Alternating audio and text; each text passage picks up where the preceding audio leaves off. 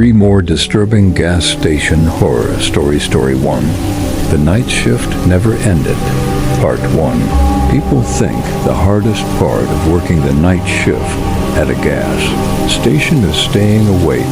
They're wrong. The hardest part is pretending that everything you see between 2:30 and 4 o'clock a.m. has a normal explanation. But my name is Tyler Mason.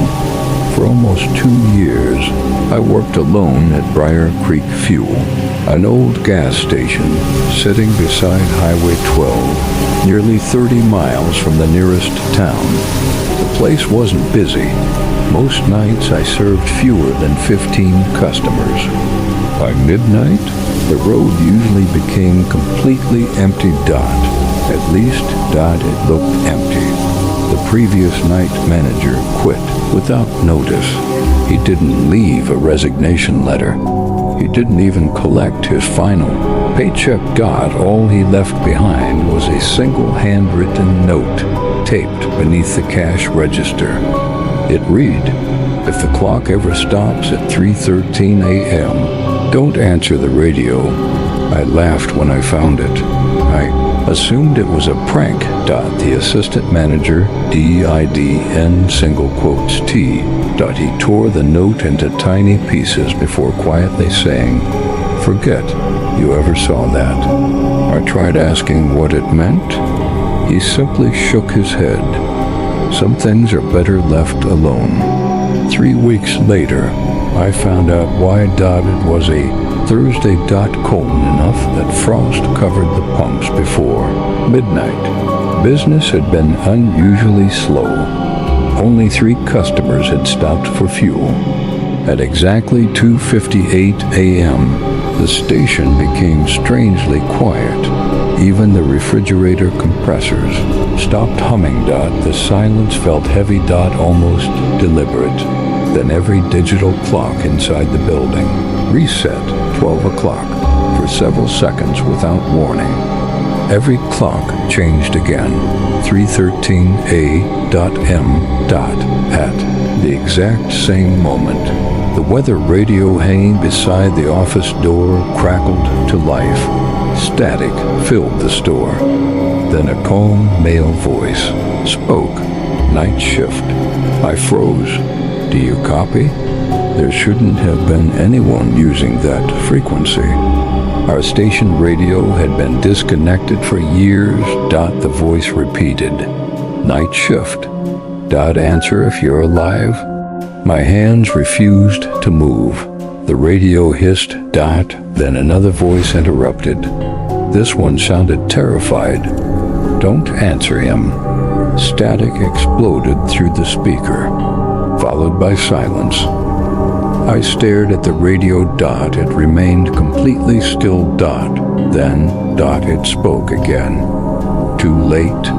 The front doors opened by themselves. Outside, a white fuel tanker pulled beside pump 2. I hadn't heard it arrive. Its headlights were off. Its engine wasn't running.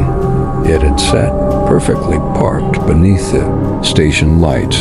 The company logo, painted across the trailer, had almost completely faded away. Only one word remained visible. Maidenage GT. Driver's door slowly opened. A man climbed out. He wore an old fuel company uniform, unlike any I'd ever seen.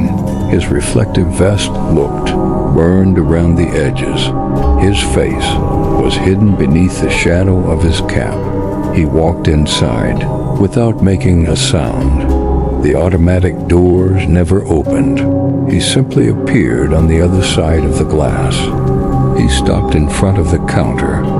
"I have a delivery." My throat felt dry. "We're not expecting one. You are tonight." He placed a clipboard on the counter. "Delivery receipt. Station number. Correct. Address. Correct. Delivery. Time. 3:13. A.M. Driver. Signature. Blank. Receiver signature. Mind. At the bottom, in faded ink, Another sentence had been written by hand. One employee must remain. Before sunrise, I looked outside. The tanker was gone. Completely gone. Only wet tire tracks remained across the parking lot. Sir, I looked back toward the counter. The driver had vanished too. The clipboard remained. The pen beside it rolled slowly toward me by itself. I backed away. Something beeped behind me. Pump 2. The display showed fuel dispensing .287 gallons, 290 gallons, 294 gallons. Impossible. Our underground tank couldn't even hold that much fuel. The numbers continued climbing. Then every security monitor switched on. Each camera showed pump 2. Except each screen displayed a different year. Vehicles stopped beside the pump. Drivers exited, signed the clipboard, then walked toward the white tanker. None of them ever returned. The final camera displayed today's date. I watched myself leave the counter. Walk outside, pick up the clipboard, and sign my name. The real clipboard suddenly flipped open by itself. Fresh ink appeared across the page. Receiver, Tyler Mason. Signed. My handwriting. I hadn't touched the pen. The radio crackled once more. The frightened voice returned, barely audible. If you see the tanker, don't let it leave empty. The lights outside suddenly dimmed. Heavy fog rolled across the highway. Through the glass, I watched headlights approaching from the darkness.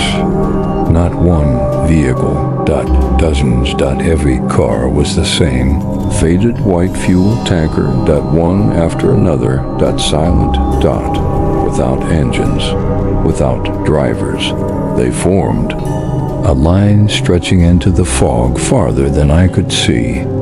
The first tanker stopped beside pump 2. Its rear doors slowly swung open.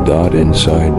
People were standing shoulder to shoulder in complete darkness. None of them moved. None of them blinked. Every one of them wore an old Briar Creek Fuel employee uniform.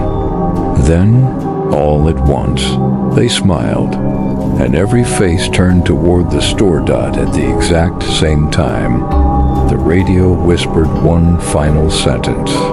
Your shift ends when someone takes your place.